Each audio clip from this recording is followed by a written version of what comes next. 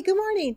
We are going to go over some of the key math skills that are identified in Chapter 1. So I bet most of this is probably review for you. You can read through the chapter and the different examples, but I'm going to go through them just really quickly on this video. If you need more of a review, then go into the supplemental folders and look through the videos for each of the different topics to walk you through it. If after the videos you're still feeling really confused, then you need to email me so that we can set up a Zoom to go over it. Do not let the math overwhelm you. I'm here to help you. So just ask. So let's get started with identifying place numbers. Place values, sorry. Place value represents the value of a digit in a number. And it's pretty easy to figure out. So if you have your decimal point right here and you're moving to the left hand side, you would have your ones position, how many single units, how many tens unit, how many hundreds unit, how many thousands unit. And if you're moving to the right, then it would be how many tenths of a unit, how many hundredths of a unit, how many thousandths of a unit, and then potentially how many 10,000ths of a unit. So let me show you how this works really quickly. If I have the number 3,456.98, the place value here that represents how many thousands there are would be 3. There are 400 units in this particular number, so this is the hundreds number. There are 5 units of 10 or 50 in the tens place, so that's the tens place value. And then 6 single units, which is ones. Here's the decimal point. So then the 9 would represent how many tenths of a number there are. And the 8 would represent how many hundredths of a number that there are. So basically it's just showing you how many of these particular units there are based on its location. So if I had the number, let's say 582.4, okay, we would say that there are 5 hundreds units. So here's the hundreds place. There are 8 units of tens. Okay, this is the tens place. 2 single units or ones unit, decimal point, and then 4 tenths of a number. So that's place value. All right, let's look at what happens when you add positive and negative numbers. If you have 2 of the same on the left side of the equal sign, then your answer is going to have the same sign. So here we have a positive 2 plus a positive 4. You end up with a positive 6. 2 positives equals a positive. If you have negative 2 plus a negative 4, you would add them together and you would get a negative response, negative 6. Everything is negative. So if you have positives across the board, you end up with a positive. If you have negative across the boards, you end up with a negative. And just know that in these two situations, because they have the same sign, you would just add across. Now, if you are adding a positive from a negative number, if you have one of each, so negative 2 plus 4, you would actually subtract. Okay, so you would take 4 minus 2, which gives you the 2, and then the sign here would be the sign of the largest number.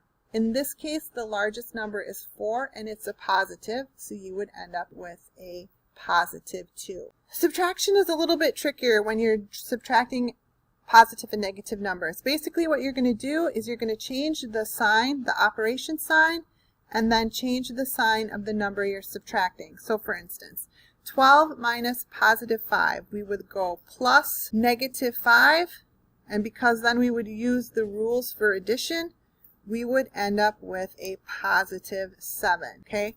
So 12 minus negative 5, change the operation sign, change the sign in front of the second number. 12 plus 5, that's easy, 17. Negative 12, change the sign, plus, change the sign. Negative 12 plus a positive 5, use the addition rules.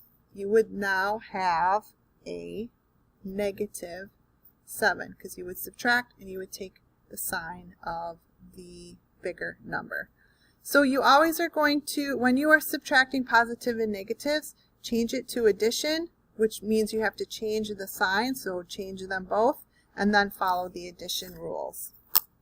Subtraction is the trickiest part of using positive and negative numbers. All right, calculating a percent. If you have a fraction, you would just divide the two numbers. So 1 divided by 5 equals 0.2. And then you would take this number and you would multiply by 100, which would give you 20. Add the percent sign, 20%. Pretty easy. So if I decided to do 2 divided by 4, okay, that's going to give me 0.5. Multiply that by 100. That's where the percent comes in because it's a number given over or as a value of 100. So 0.5 times 100 would equal 50, which would be 50%. So just take the two numbers, divide them in the fraction, and then multiply that number, because you'll get a decimal, by 100 in order to get your percentage value. All right, last thing is solving an equation. So when you're going to solve an equation that has a variable in it, which is just a fancy word for a letter. So here's the letter x, that's the variable. What you want to do is you want to first place all the like terms on one side of the equal sign. So either all of the numbers and then the variable you would eventually want just on one side. So in the end you want to get it so you have a variable, so like the x, our goal is to get the x equal to some number, okay? So we want to get all of the numbers on one side and just the x on the other side. That's our goal. So by doing that is you're going to balance each side of the equation. So if I have plus 8 on here, I'm going to subtract 8 from this side and then subtract 8 from this side. This will cancel each other out.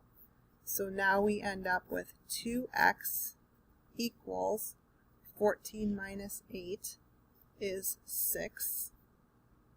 And now in order to get the x by itself, because this is really 2 times x equals 6, we're going to divide again. So we'll divide by 2.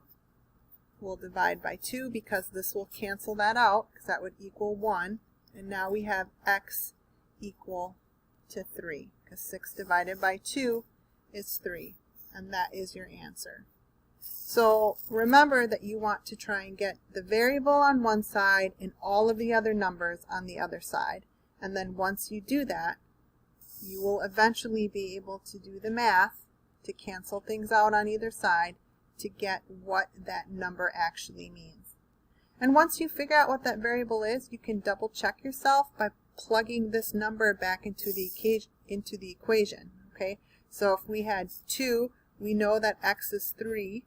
Okay, so 2 times 3 equals 6 plus 8 equals 14, so you know your answer is right. So that's one way that you can automatically go back and check your work. So those are some basic skills found in Chapter 1, Math Skills. If you have questions, watch supplemental videos, email me, we'll connect if you're confused, and I will help you through. Don't stress. Have a great week.